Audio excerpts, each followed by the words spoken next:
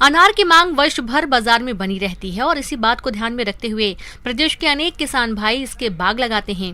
लेकिन अनार का अधिक उत्पादन प्राप्त करने के लिए अनार के बाग में कुछ आवश्यक कार्यों को करना जरूरी होता है। तो आप किस तरह से करें अनार के बाग में आवश्यक कार्य, इसकी समस्त जानकारी के लिए मिलते हैं बागवानी विशेषज्ञ डॉक्टर पूजा से।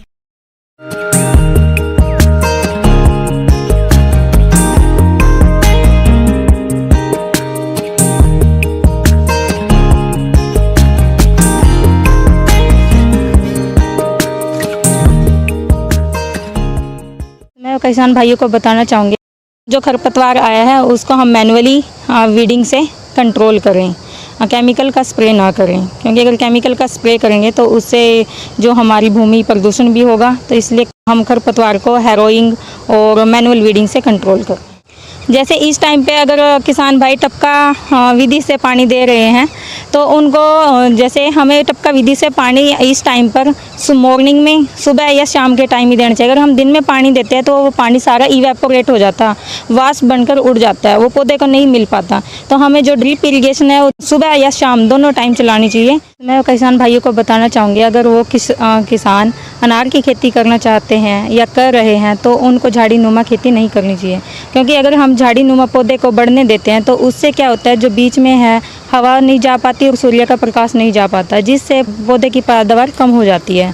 तो इसलिए किसान भाइयों को, जैसे हमारे सेंटर पे ये वाइट रैलिस सिस्टम लगा हुआ है, हमें इस वाइट रैलिस पे जो पौधे की टहनियाँ हैं उनको ट्रेन करनी चाहिए, ताकि सभी टहनियों को बराबर सूर्य का प्रकाश मिले और सभी टहनियों को हवा क्रॉस हो पौधे के अंदर, ताकि डिजीज, इंसेक्ट, पेस्ट का अटैक ना हो, जिससे कि हमें फ्रूट को हार्वेस्टिंग में भी इजी होगी। हम साइड से फ्रूट को हार्वेस्ट इजीली कर पाएंगे और हमारी जो पैदावार है, फ्रूट का साइज आप देख सकते हो कि फ्रूट का साइज भी बड़ा होगा, क्योंकि पौधे को सूर्य का प्रकाश अच्छे से मिल पाता है वाइट रैलिस सिस्टम में।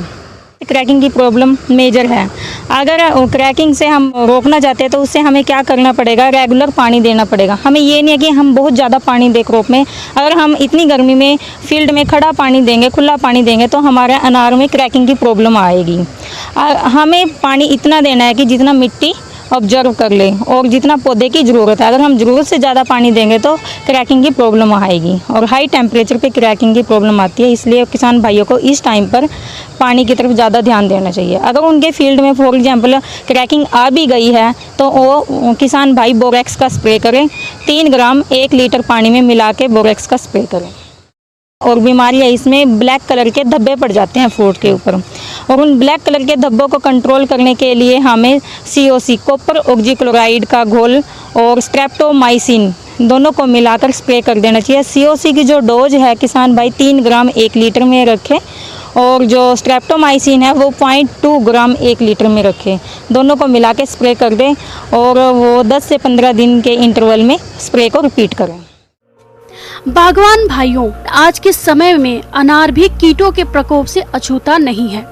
अनार में कई तरह के हानिकारक कीटों का प्रकोप होता है, जिसका समय पर सही पहचान करके जो बागवान नियंत्रण कर लेते हैं उन्हें अधिक फलोत्पादन मिलता है। अनार की खेती में लगने वाली प्रौढ़ तितली उसके फूलों और छोटे फलों पर अंडे देती है, जिनसे इल्ली निकलकर फलों के अंदर प्रवेश करके बीजों को खा जाती है। इससे बागवान को काफी नुकसान होता है। रोकथाम: बागवान इसकी रोकथाम के लिए प्रभावित फलों को नष्ट कर दें। ऐसे में बेहतर होगा कि फलों को नेट या कपड़े से ढककर रखें। इस कीट के नियंत्रण के लिए इंडोकार्ब दवा 1 मिलीलीटर प्रति लीटर पानी के घोल का 15 दिन के अंतराल पर 2 बार छिड़काव करके इस कीट को नियंत्रण कर सकते हैं। और जैसे जो फ्रूट्स हैं उन्हें फ्रूट फ्लाई का अटैक काफ़ी रहता है, तो फ्रूट फ्लाई के कंट्रोल के लिए हमने ट्रैप लगाई हुई है फील्ड पे। उनको बोलते हैं फेरोमोन ट्रैप, और येलो कलर की ट्रैप होती हैं। वो येलो कलर की ट्रैप हम क्यों यूज करते हैं, क्योंकि जो फ्लाई है वो येलो कलर की तरफ ज़्यादा अट्रैक्ट होती है।